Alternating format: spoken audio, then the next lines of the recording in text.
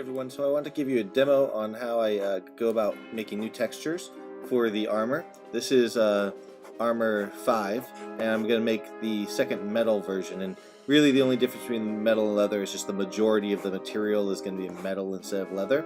So we've got metal 1 there. This is what leather 2 looks like. And the whole point of this is I want to show you that it's quite easy with Substance Painter to do some really cool new things with the models, so you can make a lot of different looks. That's leather 2. Here's leather 1.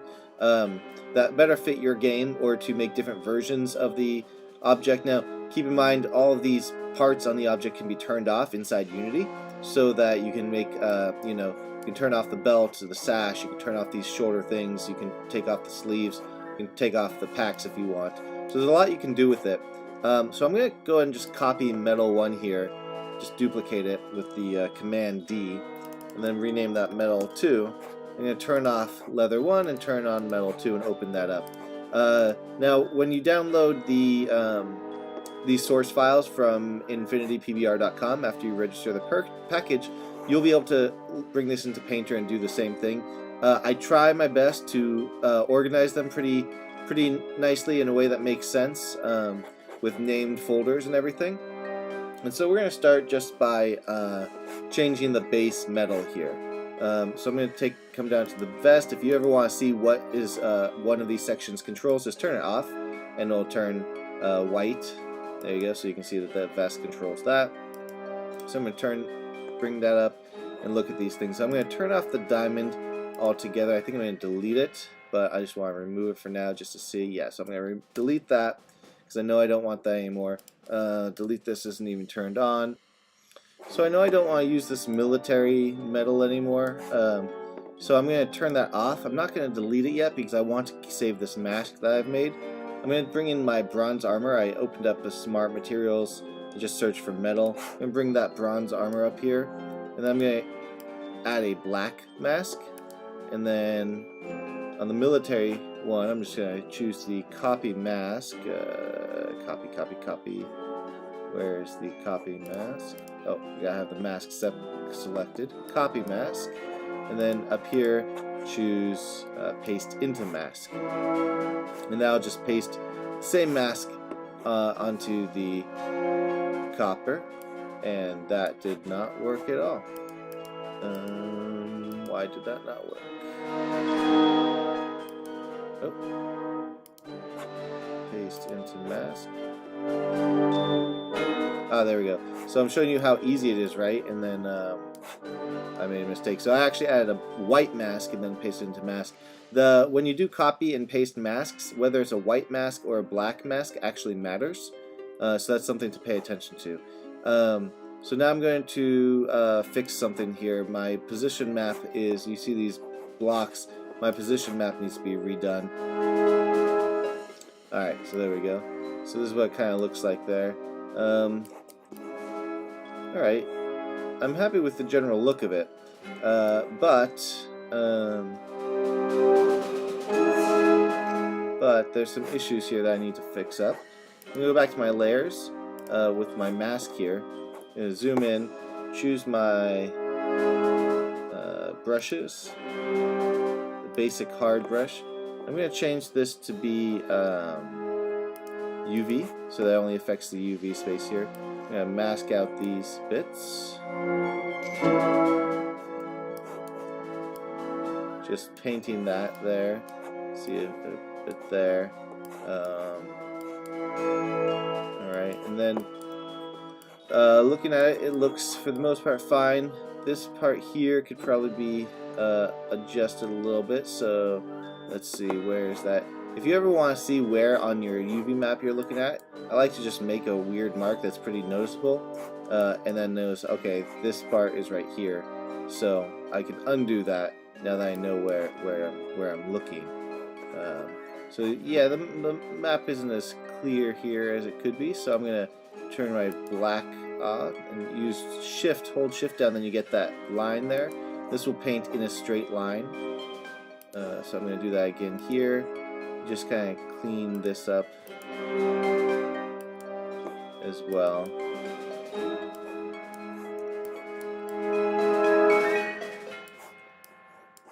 It actually looks like this part needs to be removed. So I'm going to keep holding down shift and just move that edge of the circle to the edge of the darker portion, which is the lip of that leather. I'm just going to keep bringing that down. It doesn't take too much time. Corners take a little bit more time.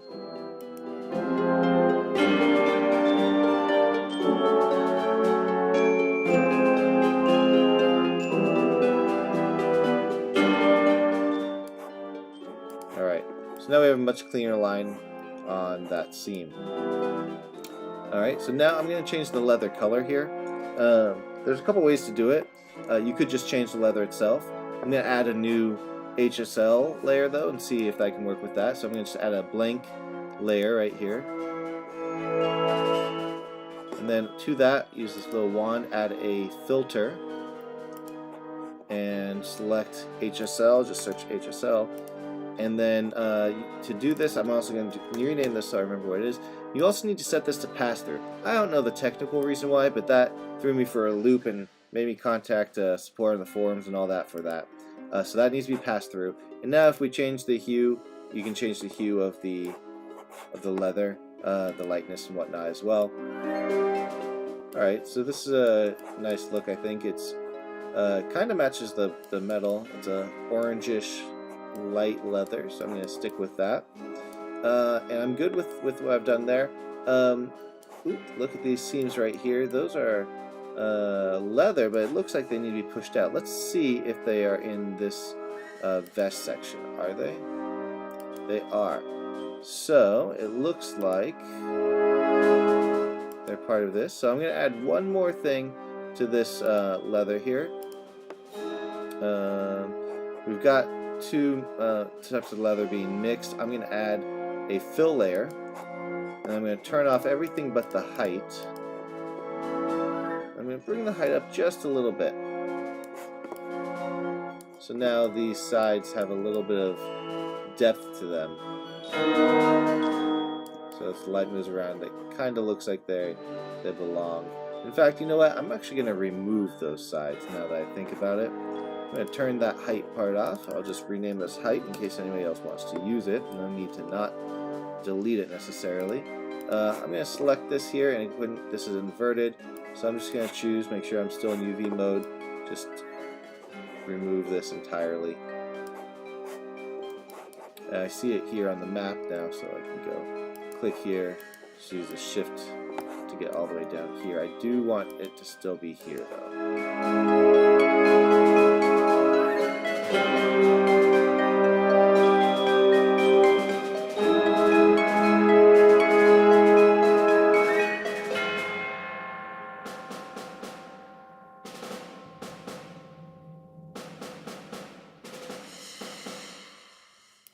Alright, now I'm going to remove these bumps later. We'll deal with that later. Alright, so I'm happy with the vest part itself. So now I can delete this. I know the military metal is in metal 1. And close the vest. Now let's look at the sleeves.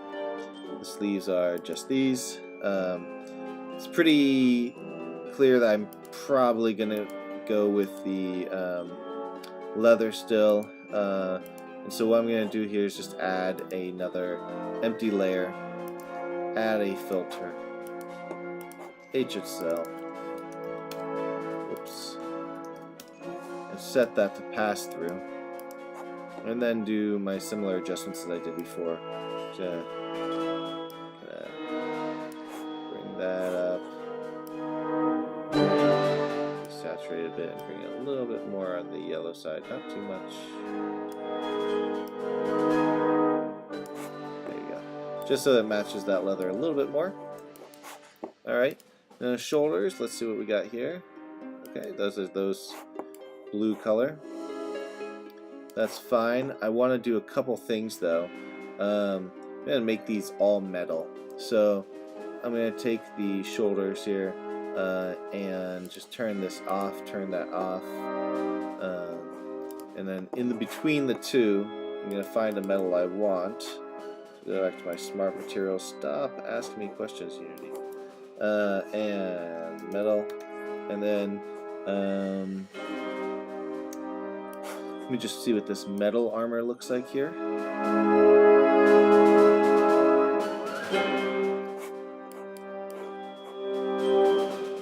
Alright. I like the texture of it, the look of it, but the color, needs to be adjusted, I think. So I'm going to add a fill layer, turn off everything but the color, and then with that I'm going to just multiply that color in, and choose a color that I want.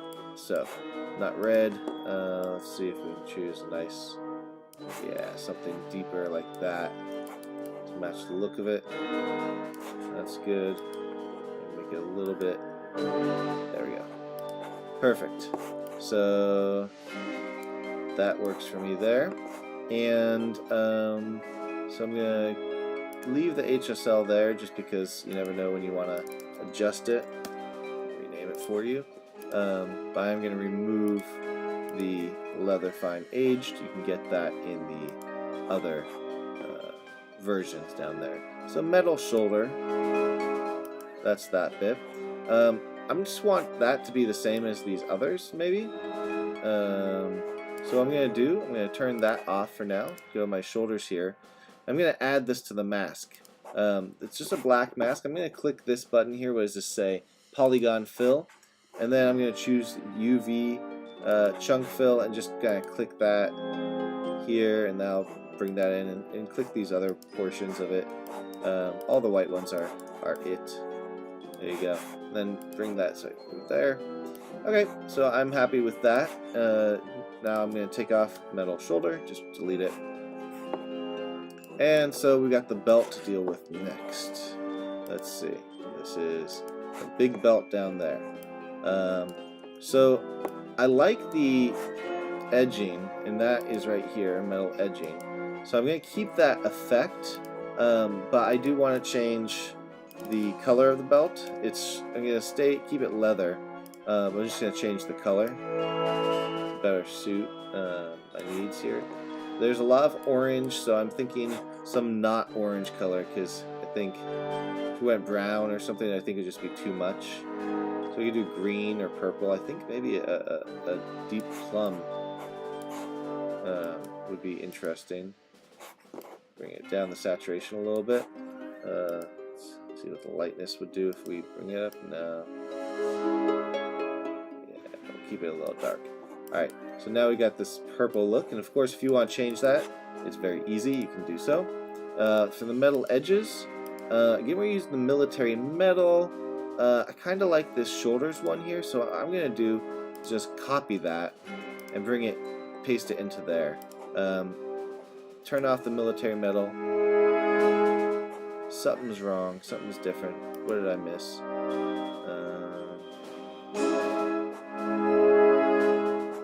Oh, gotta copy this too. There we go. So I'm going to delete the military metal. Look at that, and yep, I'm happy with that. Very copper, bronzy looking outfit. And so now we have the accessories. That's all the leather there. So I'm going to take my HSL and just do the similar adjustments that I did before, making the leather a little bit more orangish.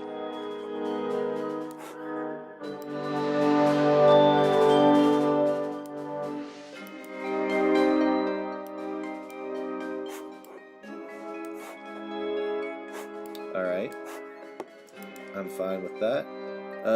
And then we've got our buckles, etc. I'm actually fine with the way they look. That type of metal is fine with me. And then we have stitching, which is probably affecting down here. Let's see. Yeah, so there's stitching on the leather, and there's the bolts all around. So I'm going to do a couple things. First, I'm going to just add black masks to each of these. I'm going to reset them so we can redo them. I definitely want to add some stitching to the leather, make that a little bit more obvious that's, someone made it. So I'm going to take a brush. There's a stitching brush that I like called Stitches 1. Now, if you just take that brush as is, it's pretty big, thick stitches. But what we're going to do is make that a little smaller, and I'm going to change the alpha.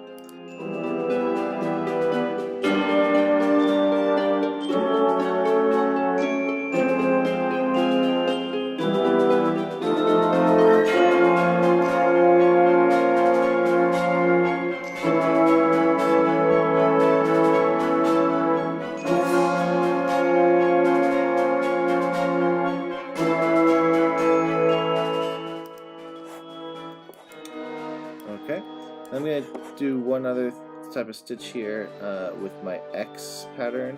And take this little X.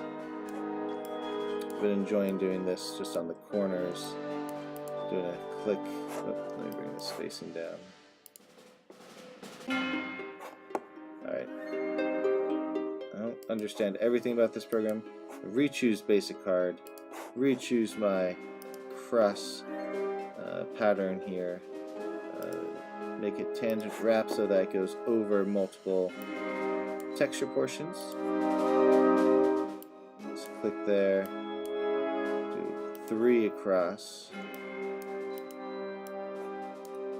So this looks like this been kind of stitched on the corners and the seam to make it a little stronger, maybe.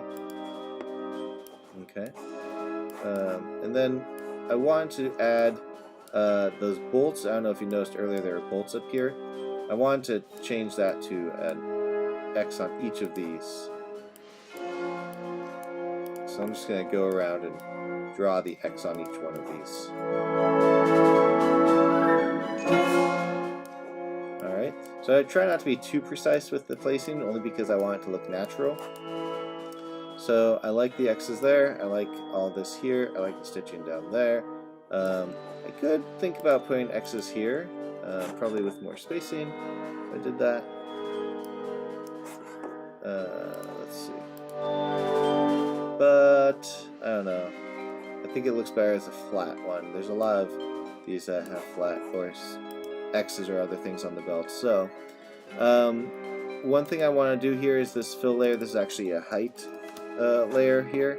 So I want to just have a look and see how adjusting the light would affect the look of it. Obviously I don't want it 0 and I don't want negative and I don't want it too high, but some amount that just looks more natural. So I'll bring that down just a little bit. Alright, and the last thing, well actually the second to last thing, color here. I don't want it to be green, so we just reset this to 0.5, 0.5, and 0.5. Oops. 5. See how I like that. I'm going to bring down the lightness a little bit, darken it up. Okay, there we go. So I like that look better. And then the last thing here is these bolts. I turned them all off. If we add in some sort of pattern, select our black mask, you can see what it looks like here. It just adds bolts. I had bolts selected, different bolts. You could do this one. This is circle.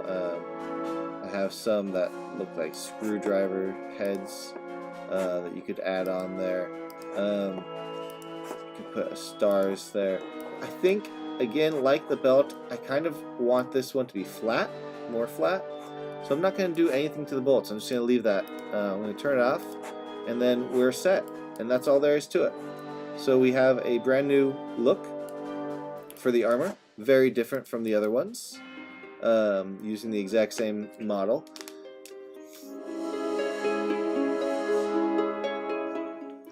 And so there's a lot you can do with this, and this is something that's not too difficult. It does take a little bit of learning and patience, but you can get it done. And then when you're ready to export, just do your export textures. If you go to your configuration, copy the Unity 5 standard metallic, just look at this, take a screenshot, and make yours look like this. And this is basically what you'll want to export, and I've got titled Unity 5 Custom. This is what you'll want to export for Unity 5 standard shader, in which case you'll use the albedo opacity, metal roughness, normal map, and if you're using an emission. And for the HDRP, in which case you'd use the albedo opacity, normal map, and the metal AO height rough. This map can also be used instead of the metal roughness. It's got the same maps in the right place. So this is basically an HDRP ready export. So that's all you have to do. Thanks everyone. Have a great day.